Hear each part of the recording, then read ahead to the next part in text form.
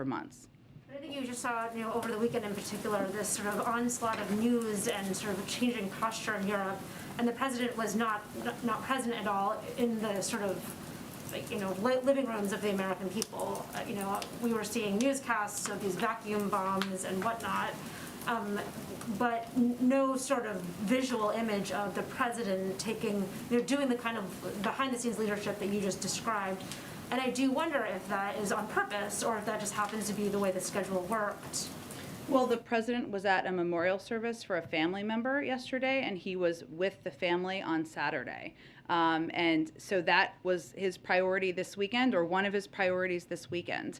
He also, though, engaged in a meeting with his national security team, and I think you saw him quite visible last week and again today. Well, I guess you know about his call he had today, and you will continue to, in the days ahead, lead the world in not only building the coalition, but pushing for agreement and a coordinated effort to hold Russia accountable. So I would say this weekend he had some personal family reasons, an important one, memorial service for a family member, as to why he was not giving a speech yesterday, but he is somebody who has been leading this effort behind the scenes for months.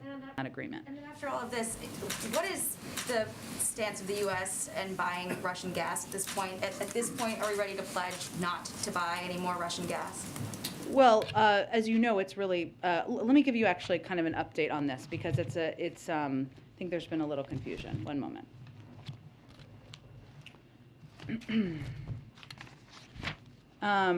So as it relates to Russian gas, U.S. government doesn't dictate where the U.S. market sells our own oil and gas products, nor where it acquires crude or refined products for domestic consumption. This is all up to the private sector, other than exceptions like countries under sanctions.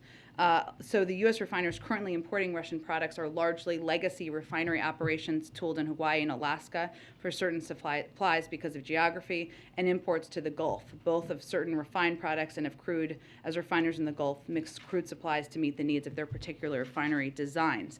There have been companies, obviously private sector companies, who have made decisions and announcements, and we certainly applaud that.